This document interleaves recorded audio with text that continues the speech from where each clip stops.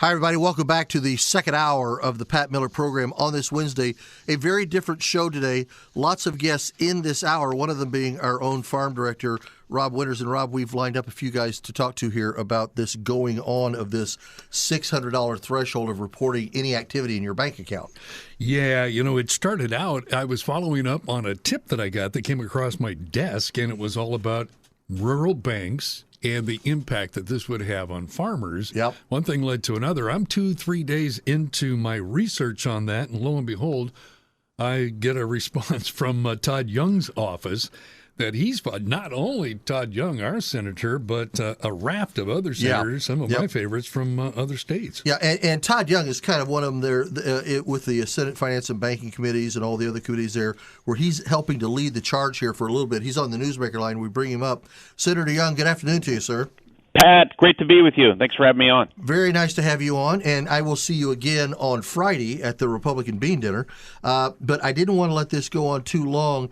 What is it where the Democrats feel like they need to know, and the IRS needs to know, every time somebody does a transaction of $600 or higher? We already have to report what? Every transaction over $10,000. I could see for money laundering how that makes sense to me.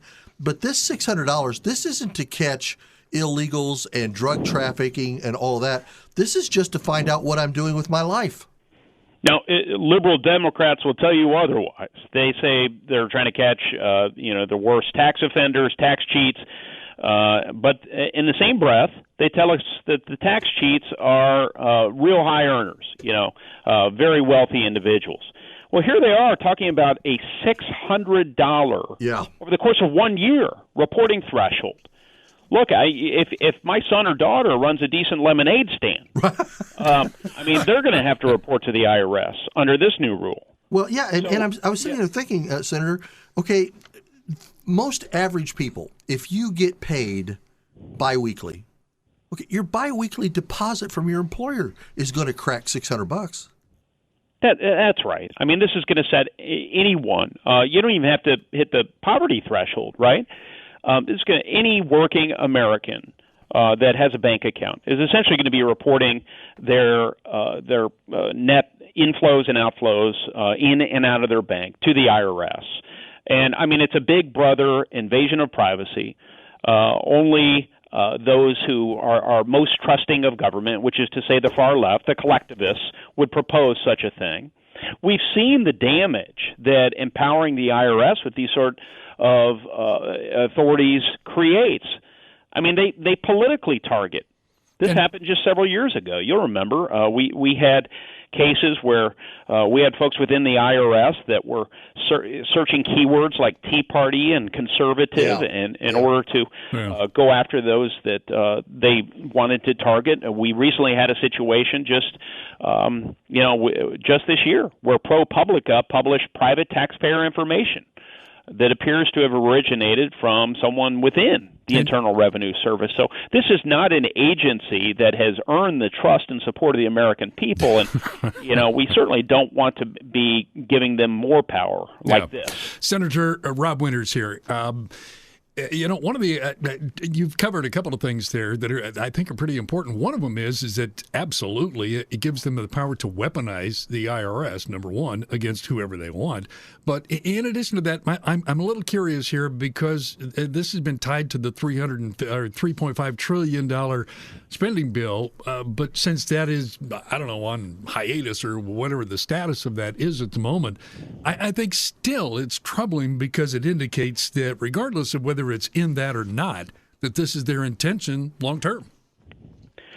Well, that's right. That $3.5 trillion monstrosity it's a question as to whether or not in the end that's going to pass. Is it going to pass in its current form? Is it going to get scaled down? But every bad idea in Washington is like a zombie idea. It will pop up again. And this is just yet another area where we're going to have to remain vigilant and ensure that this doesn't find itself inserted into a 10,000-page bill at some point in the future. So what is the status of it going forward? What's your assumption about what the next step, what next phase or whatever? What should we be watching for? Yeah, do you guys have any chance of shutting this thing down? We do, absolutely. Look, this is not popular with the American people, as with so much of the Biden, Harris, Sanders, Pelosi agenda. So the American people are making their voices heard.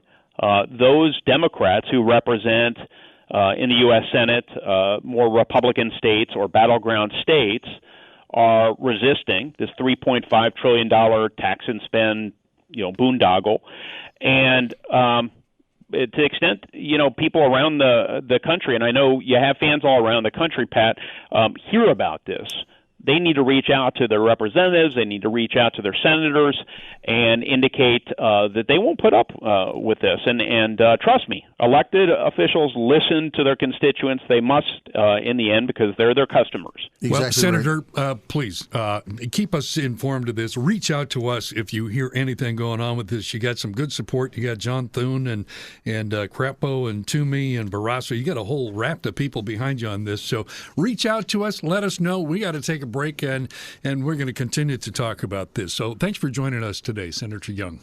Thank you, my friends. Yep, and we